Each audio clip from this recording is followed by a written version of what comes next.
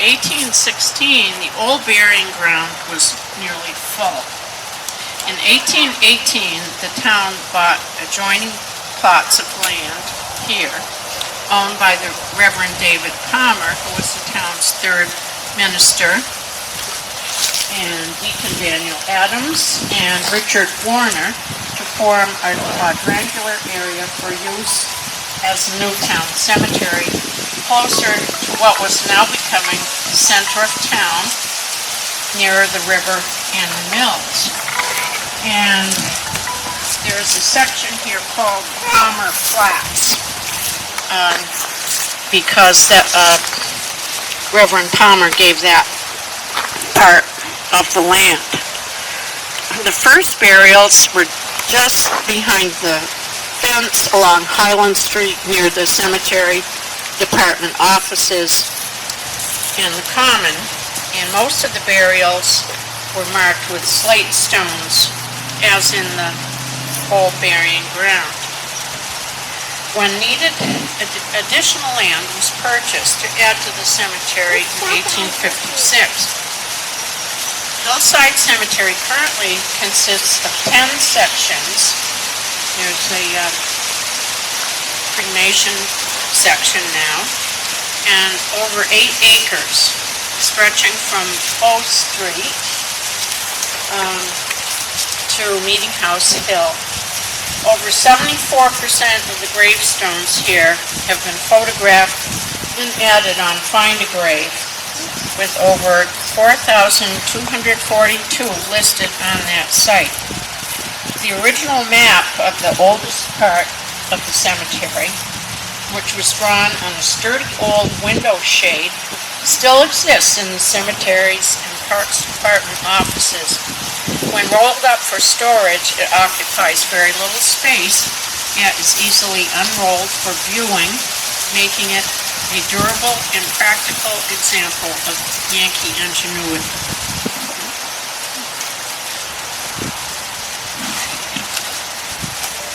And I'd like to start with a few quotes from the Massachusetts Book of the Dead.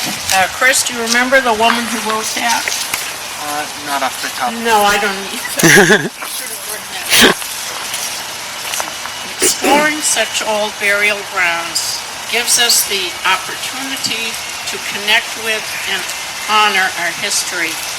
Our goal in regards to those resting in peace here should be to keep their memories alive by telling their stories of both the famous and the not so famous, all of whose lives have been summarized in a few brief words on stone. And I'd like to start right over here, where this flag is, in the very corner.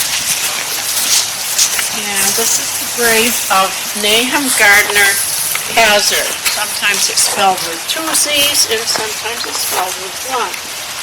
And he lived from 1830 to 1913. I will say that he was a black man. Nahum Hazard is due a recognition for serving in the Union Army during the Civil War. Beyond that, he was a free black man from Townsend who fought in the Civil War, but his remarkable story begins years before that.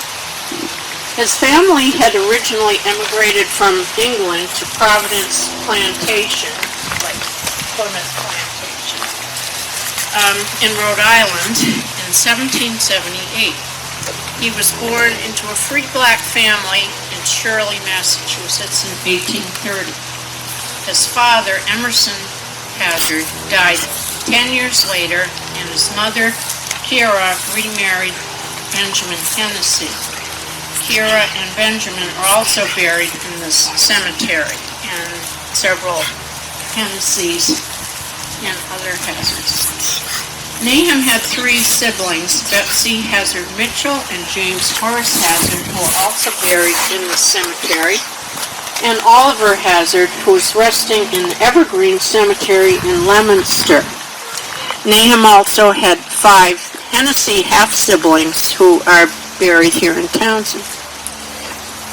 In 1863, his younger brother Oliver, born in 1836, mustered into the Union Army as a private from Townsend and served in the 54th Massachusetts Regiment. Oliver was wounded in action in 1864 and mustered out in 1865. There's a monument topped with a statue dedicated to Oliver in Carter Park in Leominster. And their brother James also served in the Civil War. I do have a picture of the monument in Leominster to his brother Oliver. I'm not sure why he gets the honor and Nahum gets this stone, because Nahum was also injured in the Civil War. And now back to Nahum's story. When he was 8 years old, two white men offered his mother an apprenticeship for Nahum in a tavern in western Massachusetts. She agreed, and the boy left with them. These men were in fact kidnappers who profited by seizing free blacks and took them into slavery and sold them into slavery in the South. Another black boy, Sidney Francis, was abducted in Lunenburg, and the boys were taken to Richmond, Virginia by way of Springfield, Mass., New York City, Philadelphia, Baltimore, etc., to be sold at a slave auction. But it was proven that they had been born free, and they were returned to their families in Massachusetts. Their captors were tried in Worcester, found guilty, and sentenced to 7 years in prison. Nahum became a farmer in Townsend. He married his wife Harriet, who was buried here in 1858, and they had 8 children. During the Civil War, Nahum served in the 55th, his brother was in the 54th, Massachusetts Volunteer Infantry Regiment, Company 1. He received a shattering musket shot in his right shoulder while serving in South Carolina. Later, he became a granite wagon driver in Leominster. His wife and 3 of his children, who died very young, are also buried here. And although he moved to Leominster, his wife and children died first, so he is buried here with them. But he did farm and live in Townsend. A very detailed chronological count and map of the boys' abduction and rescue exists. And can be found on Find a Grave. And since this is the first stop, I'll quickly go over. We have that history, don't we? The abduction and rescue of Sidney Francis and Nahum Hazard. Everything, but September 2nd, 1839, Nahum Hazard was taken, and September 12th, Sidney Francis was taken. September 15th, having grown uneasy, Sidney Francis's father set out for Palmer, Mass. On foot to find his son. That same day, 3 of the kidnappers, on the day of the kidnapping, Dickinson Sharir is seen with Sidney Francis in Fredericksburg, Virginia.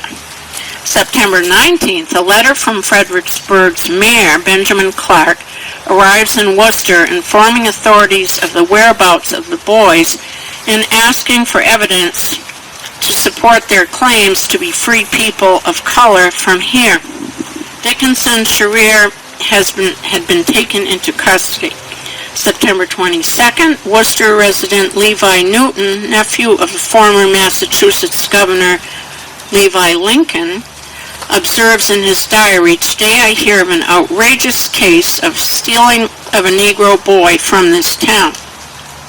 September 24th, George and Benjamin Rice of Worcester leave for Fredericksburg to bring back Dickinson Sharir as a prisoner to be prosecuted for kidnapping.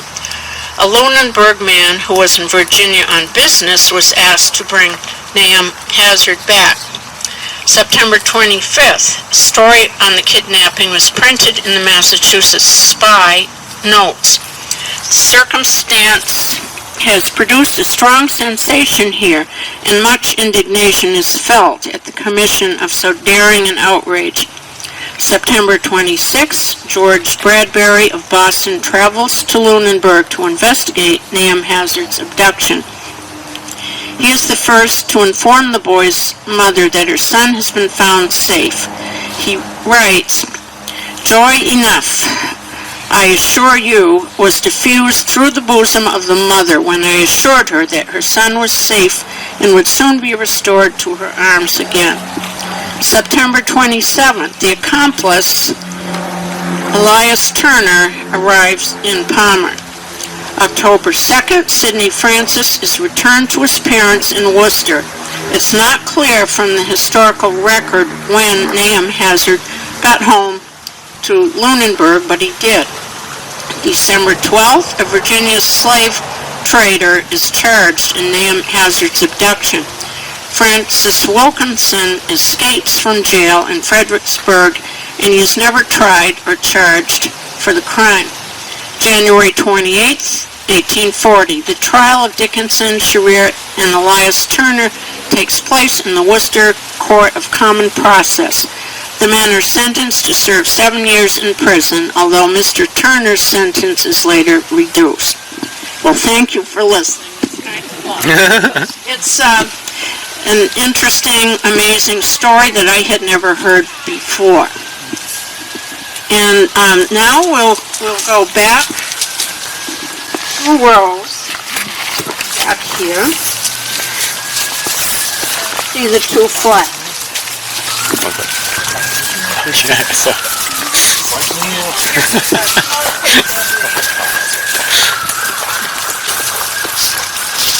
These are the Blood brothers.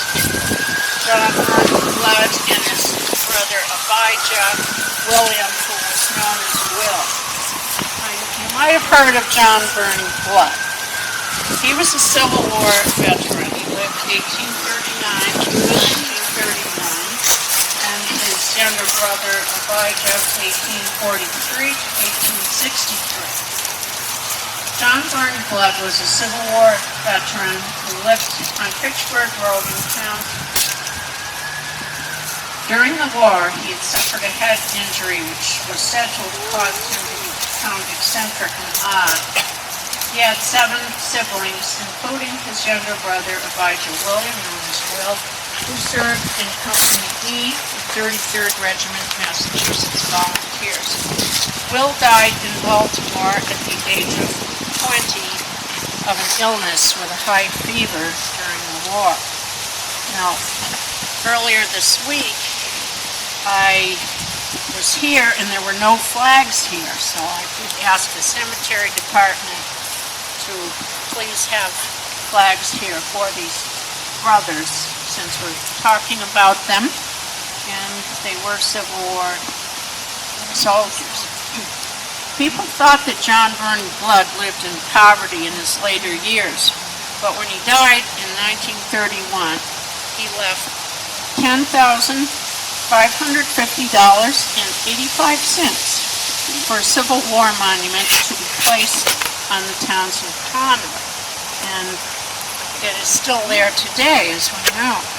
The bronze statue of a Civil War soldier was dedicated there on Memorial Day, 1832. The bandstand had to be moved from where the statue is now to accommodate the statue. The statue originally cost $5,500, with the rest of the $10,000 going into an account for its maintenance, and the town paid for the statue's pedestal and base.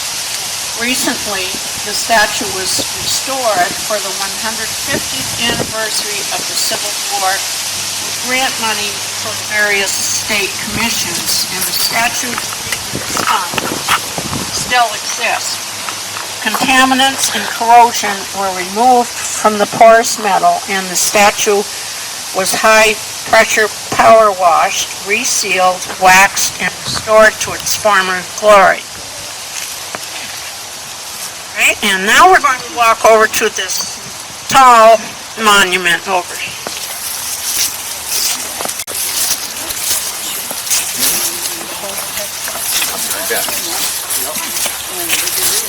This will be the farthest one that we go to in this direction. So we'll be talking about Joel Giles, 1804 to 1882. Joel had 7 siblings. There they are, I guess. And 4 of them died in 1800. It was common in the early days before antibiotics for whole families to become ill and for children to die of epidemic type things, or even whooping cough, or things that would not kill people today. Joel studied for college with Reverend David Palmer, the 3rd pastor.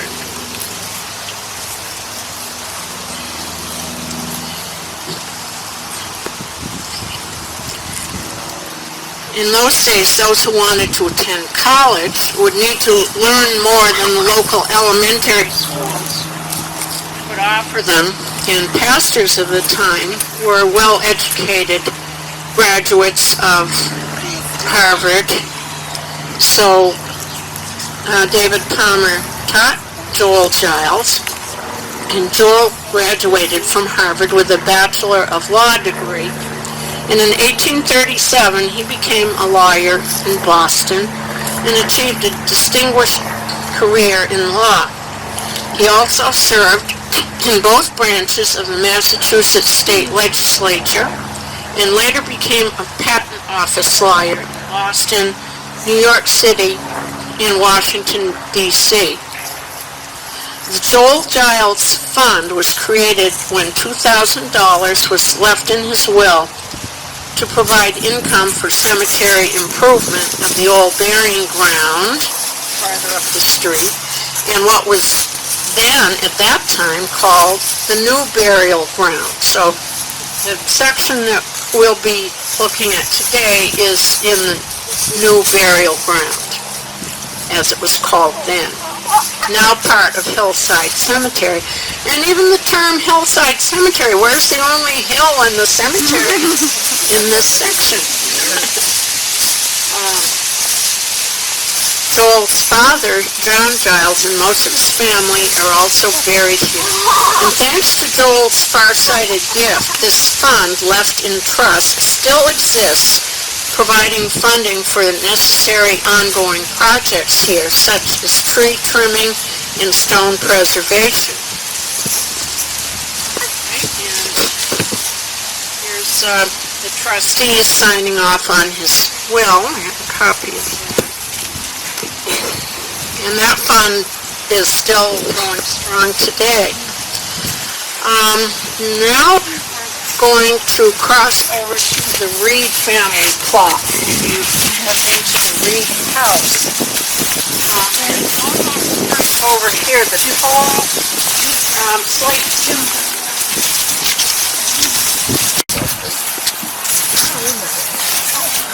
Beautiful stone. Yeah, wow, I've never seen such tall ones. Wow.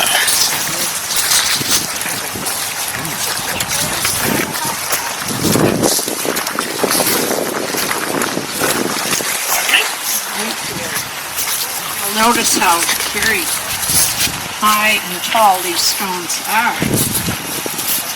And they're still in very good condition, too.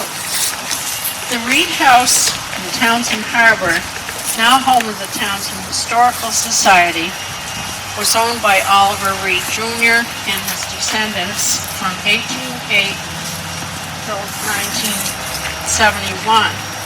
Some of the gravestones in this plot are very tall,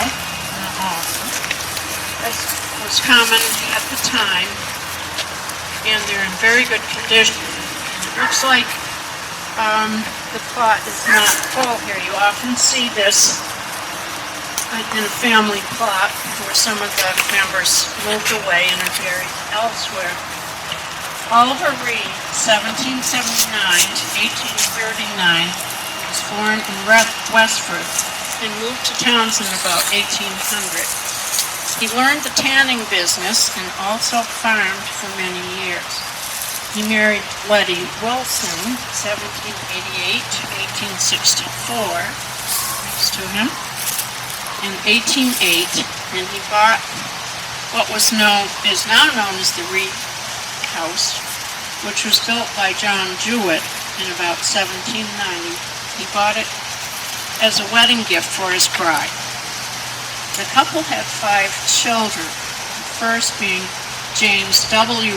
Reed, 1814 to 1815, died as a baby. The second was Catherine Fletcher Reed Darby, she's here, 1816 to 1899, and James Oliver Reed, 1819 to 1905, who moved to Mason, New Hampshire, and he is buried there. And Harriet J. Reed, 1821 to 1907, who never married and inherited the Reed House, and Hannah Reed Willard, 1824 to 1880, who is not buried here. James O. Reed, the son who moved to Mason, his daughter Harriet Reed Strout bought the Reed House from her aunt Harriet Reed's estate and contents separately, and moved there in 1910. Starting in 1942, her daughter, Letty Amanda Strout Proctor, 1884 to 1977, was the 4th generation of the family to own the Reed House. Letty's 2 sons, Hildreth and Robert Proctor, sold the Reed House to the Townsend Historical Society in 1971, ending 164 years of its belonging to the Reed family. And we're very fortunate to have so many of the original Reed family possessions still in the house. If you'd like to know more about the Reed House, you can contact the Townsend Historical Society. Open houses and guided tours are held monthly during the warm months and at Christmas time, and occasionally with other historical society events.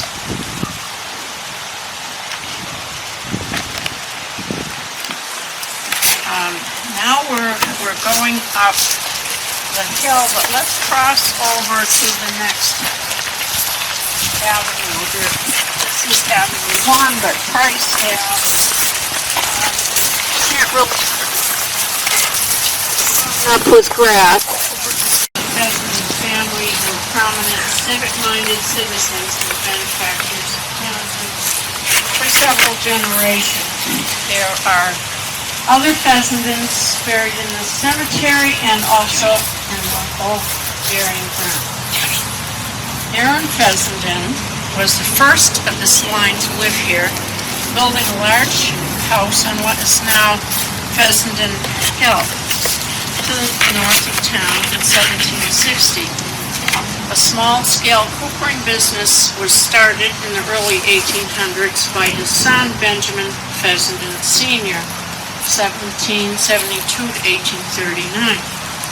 His son, Benjamin Fessenden Jr., 1805 to 1882, continued the coopering business, building a mill on Hawthorne Brook. He had at least 10 children. I don't know them all, but including Anson, 1839 to 1907. A Civil War hero, Anson went into business with his father after mustering out, creating the B and AD Fessenden Company, which produced the wooden barrels.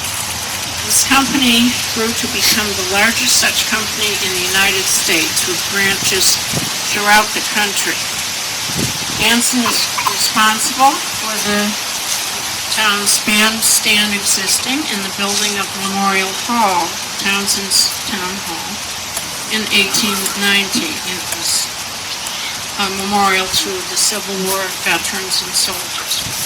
He served as the first president of the Townsend Historical Society and oversaw the GAR, the Grand Army of the Republic Society of Union Veterans.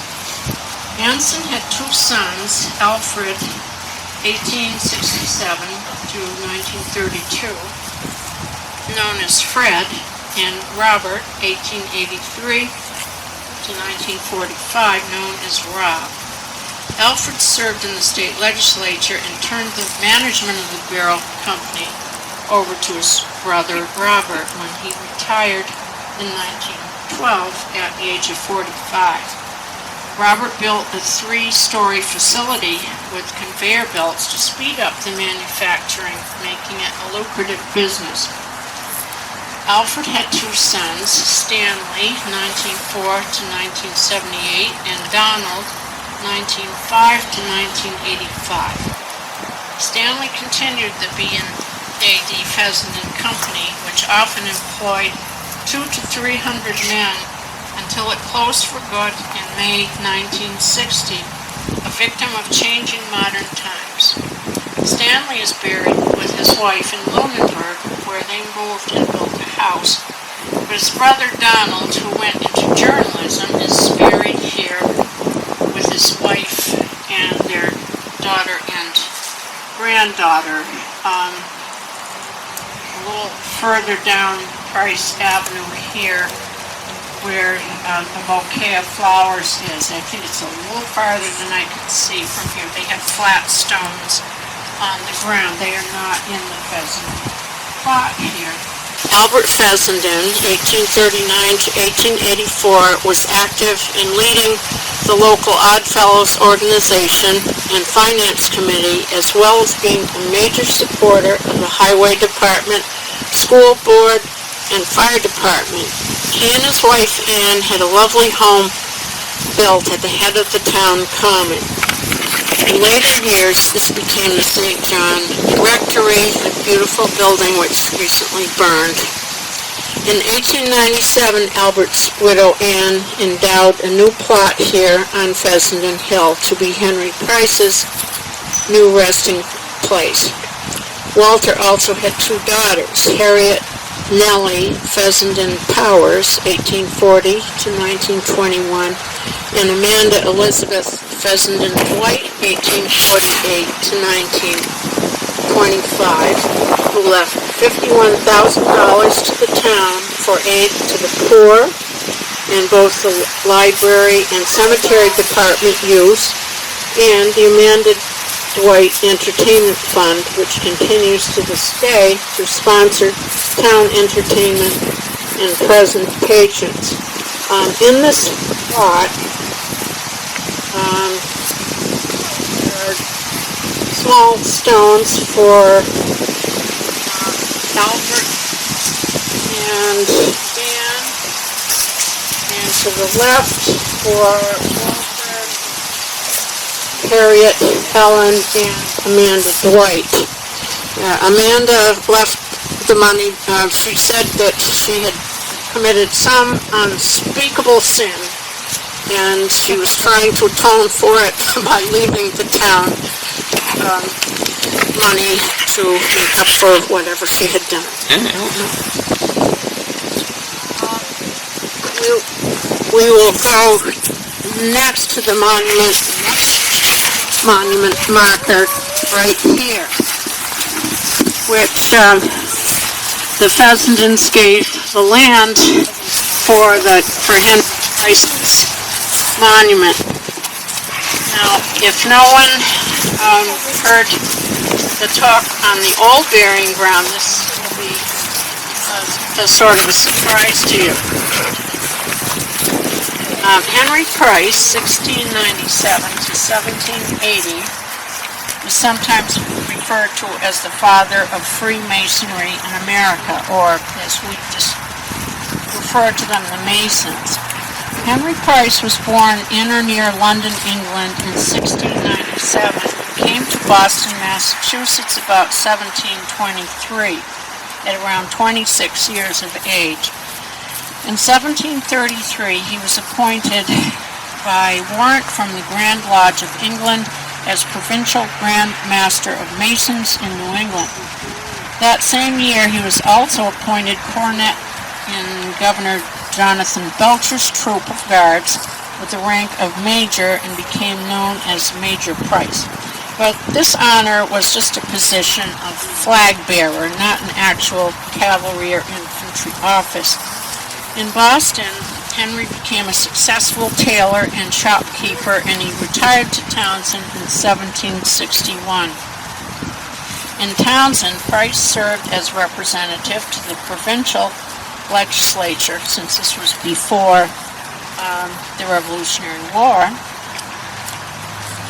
in 1764 and 1765, and he owned an estate of several hundred acres, including farms, mills, and shops. He married Mary Townsend when she was 17, and they had a daughter, Mary. But she died his wife died, Mary Townsend died in 1752, and after that he married Mary Tilden, who died in 1759, along with his daughter Mary from his first marriage, dying in 1760. In 1771, when he was 75 years old, he met and married Lydia Randall, a young widow with a son, and together they had two daughters, Mary and Rebecca. Henry died in 1780 at the age of 83, 6 days after being hit in the abdomen by a glancing blow from an axe while he was splitting rails. And he was buried in the old burying ground. And this is a picture of his stone there. It was said to be a yard square. It was a slate stone. It was I think it's much more lovely than the stone that is here. This stone still exists, but it is not here.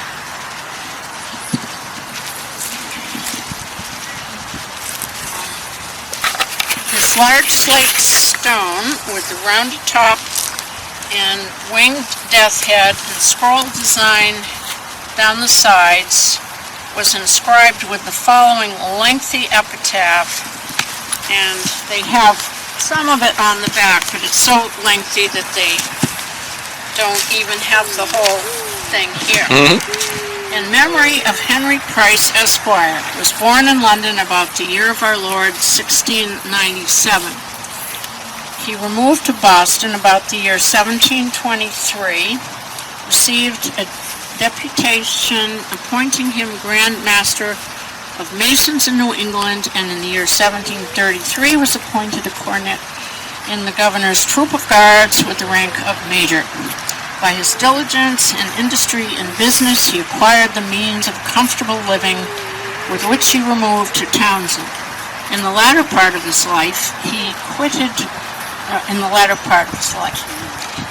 mortality the 20th of May, A.D. 1780, leaving a widow and two young daughters, with a numerous company of friends and acquaintances to mourn his death, who have that ground of hope concerning his present lot, which results from his undissembled regard to his Maker and extensive benevolence to his fellow creatures, manifested in life by behavior consistent with his character as a Mason and his nature as a man, an honest man, the noblest work of God.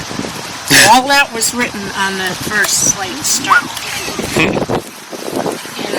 1857, Masonic officials from Boston searched for and found his resting place with the stone fractured almost through its entire length. Well, it didn't really look that bad in the photo. They began an effort to move Henry Price for reburial with elevated status. Well, I guess it's up higher. You could say it's elevated. After resting in peace for over 100 years in the old burying ground, Henry Price's remains were removed and reinterred here in 1888 in a family plot endowed by the family of Albert Fessenden. They actually owned this and they allowed him to be buried here. A large granite block monument was placed there and dedicated by Governor Endicott.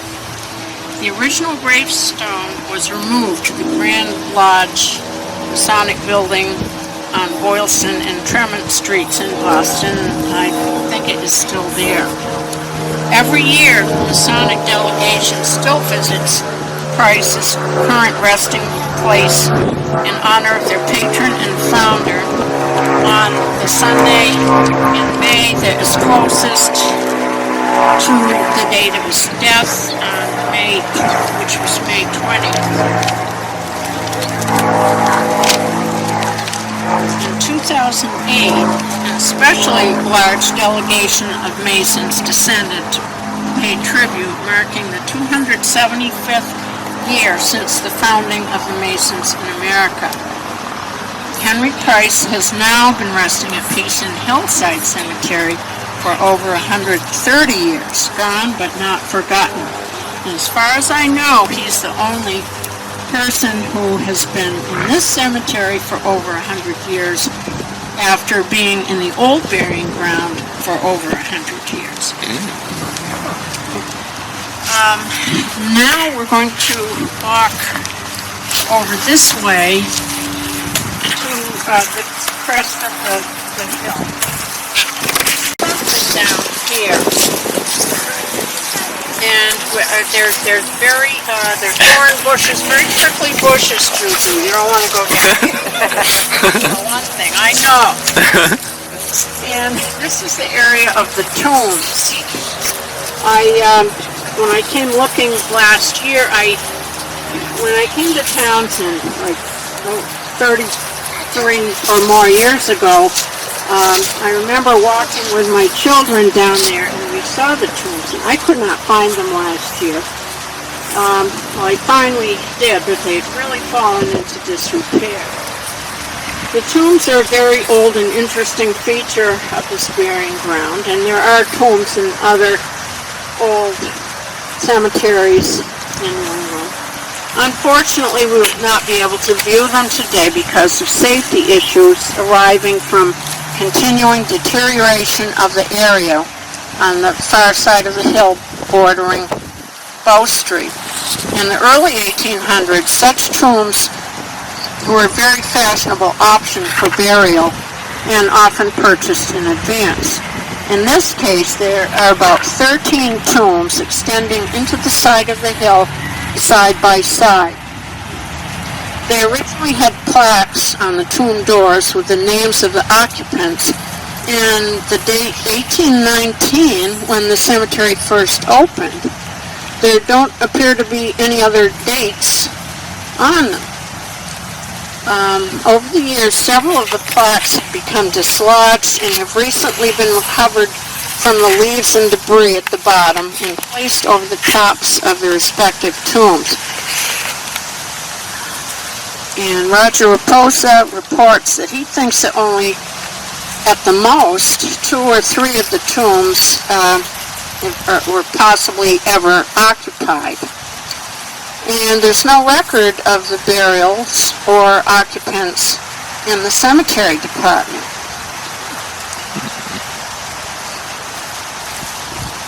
Also,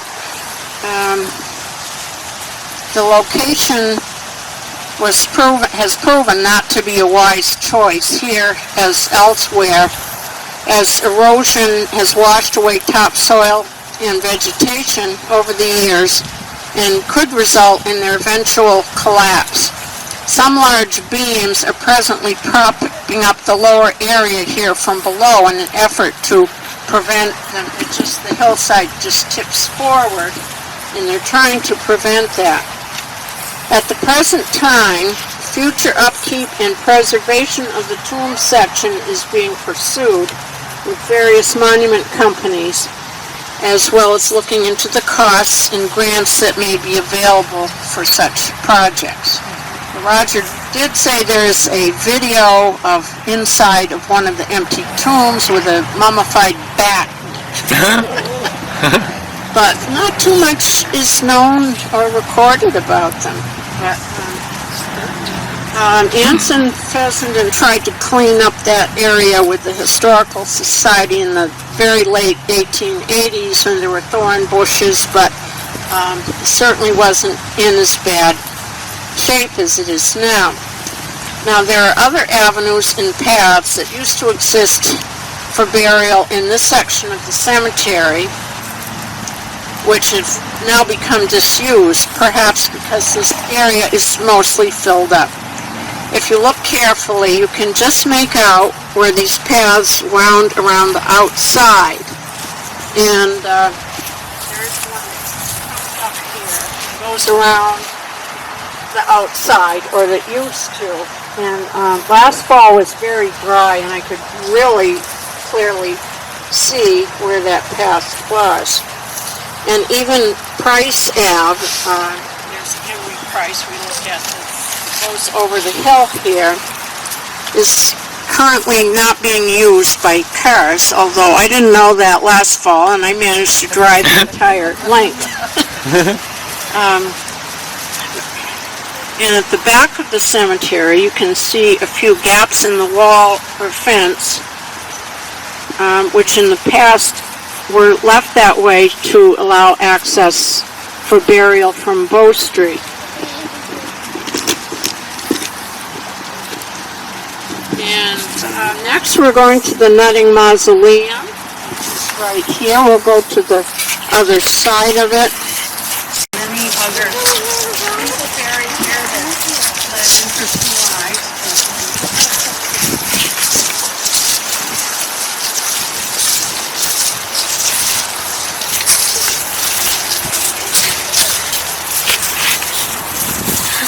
Most imposing structure in this cemetery has to be the Nutting Mausoleum. Mausoleums have been found dating back to at least 353 BC. Technically, a mausoleum is a large and stately freestanding construction serving as a monument enclosing the burial chamber of the deceased and may be considered as a type of tomb. The cemetery department calls this a tomb.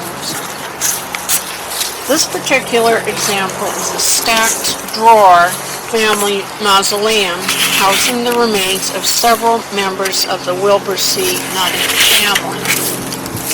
And several other related Nuttings are also buried in this cemetery. And there are windows, and there actually are drawers stacked up on each side for burial. Wilbur Choate Nutting, 1844 to 1878, originally from Westford, married Emily Maria Hildreth, 1836 to 1915, and they lived in Townsend, where their son and only child, Ellis Zachariah Nutting, 1870 to 1948, was born. Ellis was to become a very wealthy man. He was married in 1892 to Mary Bradstreet, 1871 to 1968 in Ayr, and they had a son and only child, Wendell Sereno Nutting, 1894 to 1976. Now, Pam Bell Heyman down in the cemetery department, she said she had just started working for the cemetery department when he was buried in 1976, or when he was entombed. So she's been there quite a while. But she said that his bearers said that it was so hard to get him up in the top drawer that they hoped that no one would ever, they would never have to do that again. I don't have the paperwork with me, but there was one more burial after that. Ellis and Mary moved to New York City, but they divorced in 1925 with Wendell's parents. and later remarried and is buried in Troy, New York. So his first wife is not here. One of the planners of the Woolworth building in New York City, Ellis also started the popular Woolworth luncheonettes. Has anyone ever eaten a Woolworth luncheonette? Many years ago. Well, he started those. I used to love those. And he became a songwriter, having many of his songs published. He went on to become well known as F.W. Woolworth Syndicate's sheet music executive. And back in those days, everyone had a piano or a parlor organ, so sheet music was very popular. He remarried Ruth Belandis, 1900 to 1988, in 1926. As his fortune grew, Ellis and Ruth enjoyed touring and vacationing in Europe. In 1928, they had their lavish winter home built in the Estates neighborhood of Palm Beach, Florida, where Donald Trump's Mar-a-Lago estate is also located.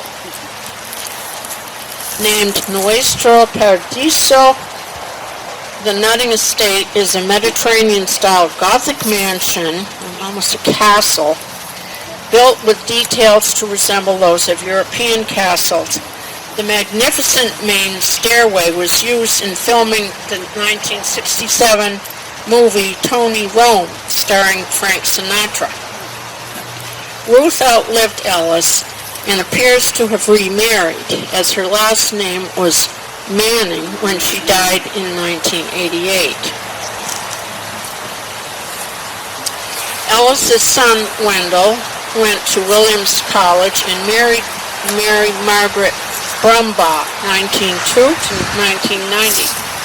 They had two daughters, Mary Bradstreet Nutting, 1927 to 2004, who married John Thomas Harmon, 1926 to 2004, and Barbara Hildreth Nutting, born in 1930, who married Noel King Sheldon, 1923 to 1998.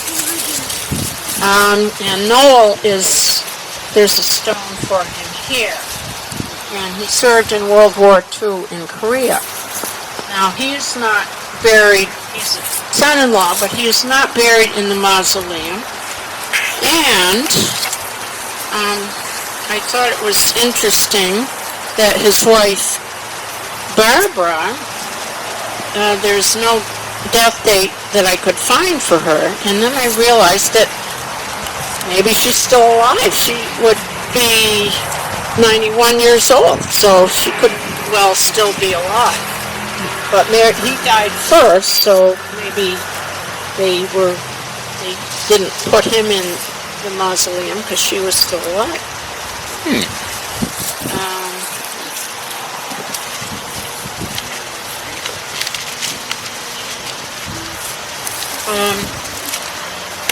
It's a beautiful day, and I'm going to end by reading a poem, but before I do, don't feel you have to leave.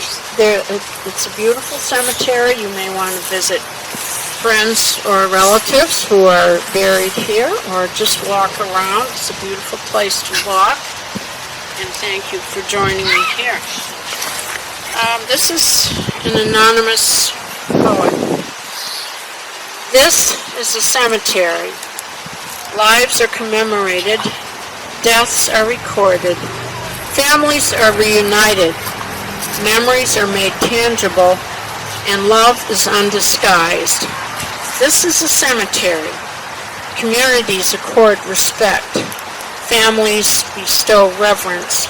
Historians seek information, and our heritage is thereby enriched.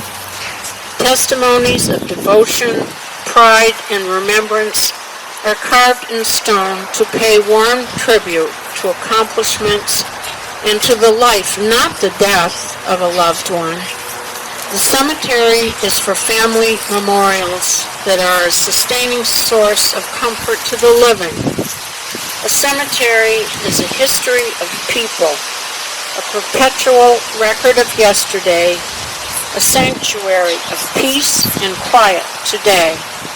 The cemetery exists because every life is worth loving and remembering always. Thank you for coming today. Thank you. You.